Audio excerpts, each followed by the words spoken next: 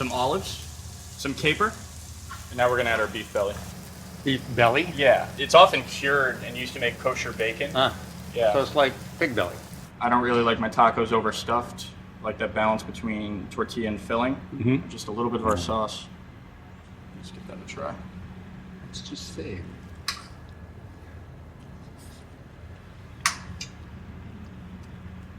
That's incredible. That's awesome. I think we nailed it. Yeah, that's awesome. That's great. A little different than Old El Paso. I've learned a ton about tacos today. Thank you. Loved having you in the kitchen today. Thank you. It was fun. So now let's go back to the test kitchen and see if we can teach the man from Vermont how to make a shredded beef taco.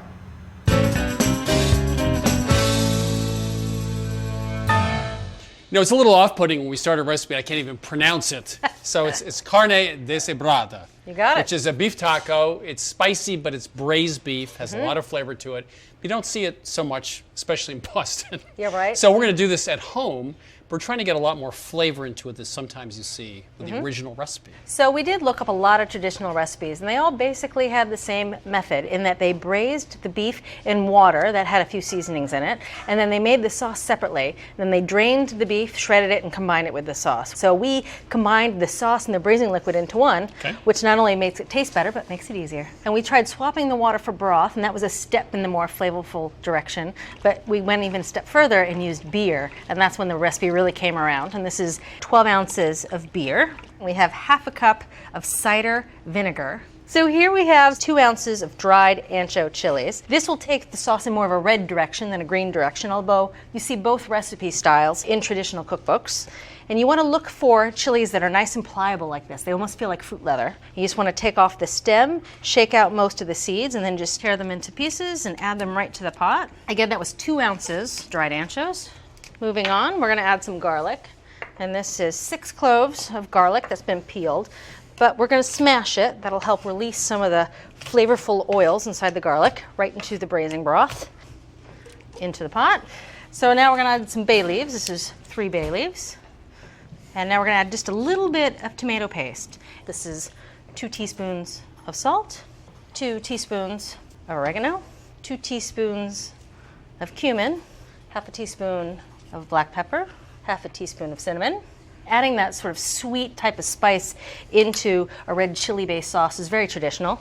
And finally, a little bit of clove, and this is half a teaspoon of ground clove. So when we first started testing this recipe, we did more of a traditional braise where there was a lot more braising liquid and the meat was submerged, but that one left us with a lot of sauce, and 2, you didn't get much browning on the meat. So if you use less liquid and you elevate the meat above the surface, you actually get browning in the oven during the braising time. And so to elevate the meat off the bottom of the pot, we're going to use slices of onion, which of course will help flavor the sauce as well, about ½ an inch thick, and that is going to be our raft for the beef.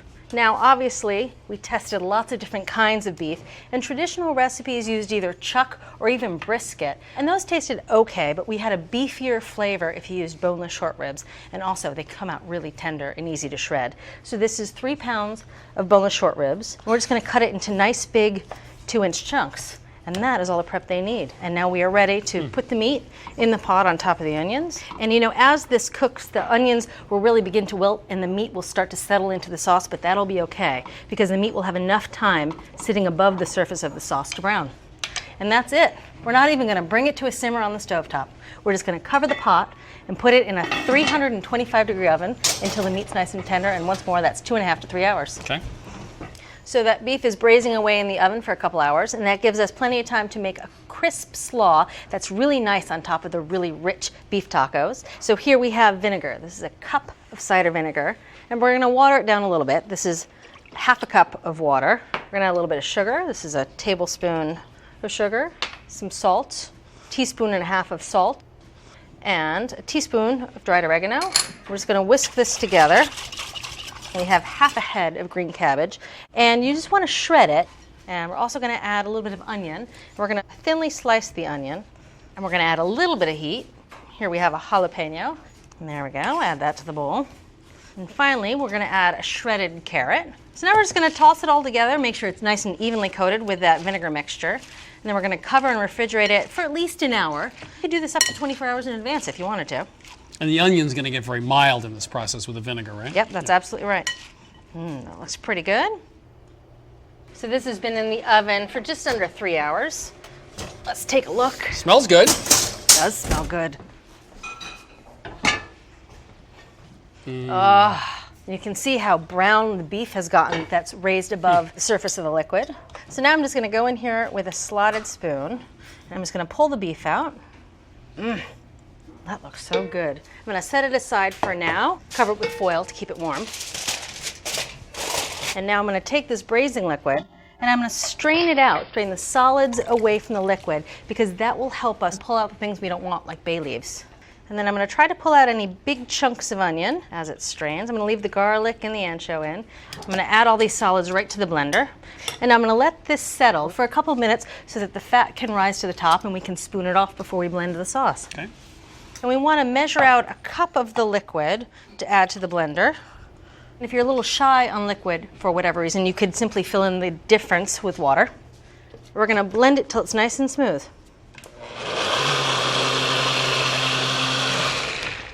That should do the trick.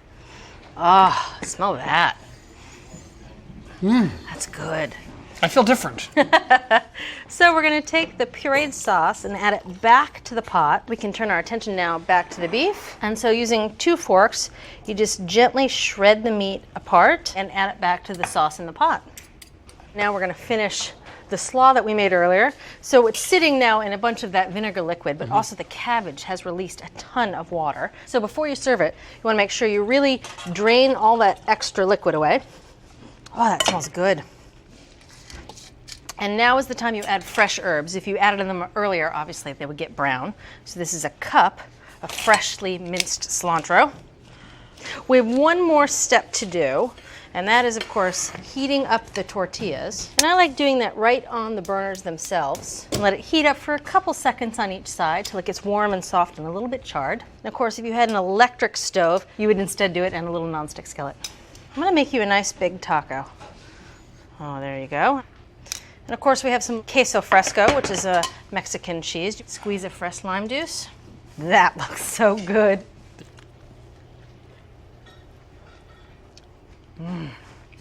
Wow. I've never said wow before, but I meant it. I mean, the slaw, the depth of the flavor with the sauce and the meat is extraordinary. I mean, if you were gonna make beef tacos, this is the ultimate beef taco. So if you want a fabulous recipe, I mean fabulous, for shredded beef tacos, start with short ribs, not too much liquid. We use beer, cider vinegar, some onions to keep the meat above. Close that into a Dutch oven, put that in a low oven for about 2.5 to 3 hours. Meanwhile, you did a nice cabbage slaw. Comes out, separate out the solids, throw out the bay leaves, then make a nice sauce from that, combine it with the meat, reheat. Nice tortillas, put the slaw on top. Queso fresco, you're good to go. So from America's Test Kitchen to your kitchen, an excellent recipe for shredded beef tacos. You can get this recipe, all the recipes from the season, equipment ratings, taste tests, and watch select episodes of this show on our website, which is americastestkitchen.com. You outdid yourself. I agree. Yes. I did.